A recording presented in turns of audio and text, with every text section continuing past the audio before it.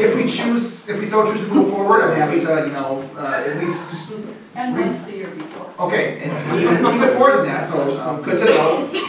And then also, you did discuss the concept of solar systems within the village and their approval process. So that's kind of my understanding of 2017 accomplishments, based on agendas and minutes. If there's more to add to that, I'm happy to listen. We will need to submit, and I did print these out. This was within village manager's email to everyone. There's a worksheet that each commission will need to print out, or I should say each will need to submit. Within that, we'll have to document what we did in 2017, and then we've got room for I believe 10 items that we've done. We don't need to fill all of them out by any means. This is a large task the village board is asking everyone to do, so we'll be honest with what we've done in 2017 and what we think we can accomplish in the future. So the first page is documenting what we've done. The second page is documenting what we'd like to do. So with that, I can kind of, when I turn the page, I can kind of present what I think I've heard or what I think I've seen in terms of plan commission objectives moving forward. So the first thing is to document existing services that we'll be maintaining. Obviously we can do a lot of great new initiatives, but we also need to keep track of what we're currently being required to do, because that does take time, not only from staff but of yourself as well. So I see no reason why we wouldn't continue land use review and approvals as per state statute requirements. So conditional use permits, rezonings, etc. That will be the expectation moving forward, that we will provide those services. We also routinely review and recommend ordinance updates, as we discussed. Paver patios was one of those last year. I threw on here porches, solar systems, if we're going to move forward with either of those two, or if there's other ones out there, that I'm not aware of, or that that will bubble up in the next year or so. Beyond that, Nathan kind of alluded to the first one in terms of larger initiatives or projects. Conditional use permit regulations, the state statutes did change last November.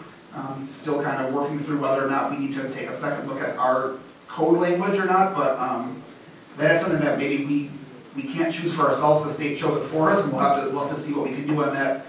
Working with Nathan, and Trustee Maher pointed out as well, it was in the municipality a couple months ago, how communities are tackling that issue. I've also heard time and time again since my arrival here, the sign code needs to be reviewed and probably changed. Coming from my last place of employment in West Dallas, we were also revising ours based on the Supreme Court decision that kind of threw content neutrality out there. Once again, that's actually kind of a newer Supreme Court case, and so my understanding is the League of Municipalities is drafting a model sign ordinance that hopefully we could look at and make unique to our own context. But many communities are struggling with how to move forward their sign code. Whether or not we choose that as something that we want to tackle first, open for discussion as well. Erica had left me a note indicating that parking requirements often come up here. The need for special exceptions, and whether or not that needs to just be revisited entirely. If there are always exceptions, then why have the rule, right? So that's one of the notes that was within my large stack of papers on my desk when I moved in. To take a second look at parking requirements. One that's bubbled up in the past month here, tourist rooming houses, Airbnbs. We have several of them in the village of Shorewood. To my knowledge, none of them have been formally approved. I've only really tackled them per se based on a complaint, but my understanding is they're not presently allowed, but they're definitely out there. So in terms of enforcement, with me and my building inspecting staff, how does the Plan Commission look at tourist rooming houses, Airbnbs, things like that? Yes. I think the village has some codes about the number of unrelated persons who can live in a dwelling. Correct. And so that might have something to bear when we do look at that. Yeah, and Nathan, for what it's worth, he's been aware of the current complaint. My understanding is if it's a long-term rental, which is over 10 days, the state has kind of said you can't touch those. If it's a short-term rental, we can look at those. So there's a lot to look into the legality of these issues. But once again, we can't do it all. We can try our best to get what comes to us. These are just things that have popped up in my mind. I'm sure all of you might have other ones that may have, been discussed over the past year or so. The last one I'll note is a pretty big item. our comprehensive plan by state statute is required to be renewed every 10 years. It was adopted by the village in January of 2011. That means by January of 2021, we should have, reviewed, revised, and updated a new version of that. Based on the, amount of public participation that the Planning Commission would like to seek on a plan like that, we may need to start that, in late 2019 to go through 2020 to have it adopted in time. So just keeping in mind all the things that we want to do, that one is a bigger one on the near horizon. Staff is happy to, to research and look into any and all of these. In terms of the next steps of what this vision process is going to take, that worksheet I handed out, we will submit, I think it's up to 10 that we can submit to the village board saying these are things the Planning Commission thinks we need to tackle in the next, year. Based on that, they will allocate resources, whether that's staff or perhaps an additional, consultant for a comp plan or things like that.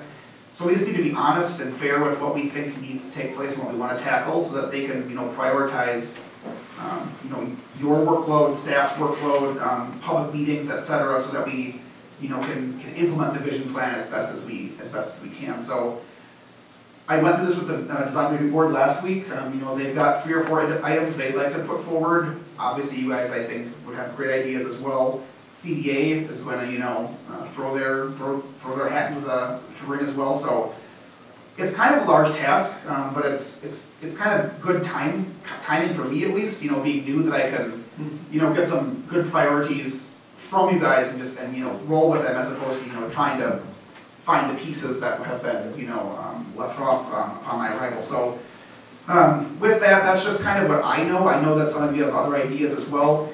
In terms of timelines, submission, and review, the last slide I've got prepared there, we've been given March and April to identify these accomplishments and set our priorities for our report.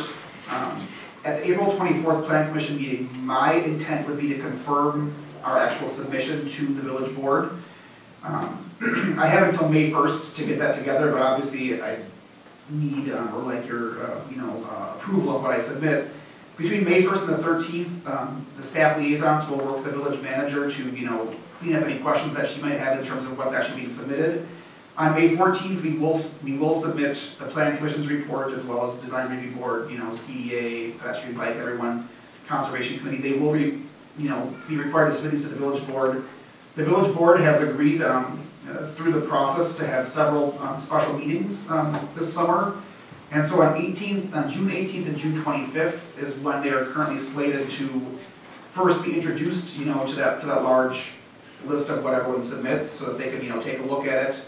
And then on the 25th, hopefully set some priorities and indicate, which projects they think, rise to the top of importance. All this being said, if it doesn't make the list, then it needs to happen. Obviously, it needs to happen. So, if an ordinance pops up that didn't make the list, we can't ignore it, right? So this isn't as, static as perhaps it sounds. I will have the flexibility to, as things arise, bring them to you, and I hope you feel the same way with me. So they're just kind of asking us to outline what we think and expect, we'd like to tackle within the next year and a half in terms of any, large projects, initiatives, things like that. So with that, I'm happy to open it up to the members here, and I believe at least, some of you have some ideas as to what we can consider putting forward. Like I said, this is kind of a working session at this point. Over the next month, if you think of anything, feel free to, throw it my way so that I can, put together something that in April we can, more firmly agree upon. But happy to open it up here for any additional projects that you guys might, be looking forward to. Just a heads up too, I don't think we'll have anything else for April. It will probably be just this. So, just correct. As of now, there's nothing. Yeah. The deadline for conditional uses was tomorrow. Tomorrow. They had heard anything going through. So it could be a good opportunity next month to, really hammer this out. But earlier today, I emailed Barton and President Johnson the 6 things that I had for goals, some of which came to me as I was reviewing what we've done before. And so some of these I think might be incorporated in Frank's list. But one of the first was finalize a decision on porches in the front yard setback. Either we've had 3 meetings about that discussion to, make a decision and send them to the village board, I think, or not. Or file that. Right. When the Wilson driveway construction is finished towards the end of this year, we need to rezone the west side of Wilson to P3 Parkland Conservation, just like we did those spaces at River Park.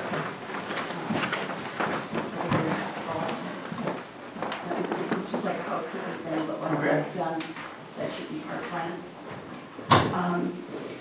I think it was about a year and a half ago. What's it, do you know what it currently is on this? There's no. I don't know, there's like that little strip, but we're adding Right, 5 It's feet. a roadway. We're adding 5 feet, so that I remember. It reverts, if you peel it off, it reverts to the the. west side of Wilson Drive. Right. See, I think there's nothing, the public right of way there is just huge. And there's not municipal owned land between the Oak Leaf Trail and the road. It's just that, my guess is back in the 1800s or something, they thought they were gonna run a freeway or some major thoroughfare east of the river there, rather than where it went way over on the other side. So I looked at it, the public right of way is massive there. So a lot of it is just covered in grass and brush and stuff like that. Because I remember this came up when the question was, should we put some kind of a restriction on it, restricted deed on it?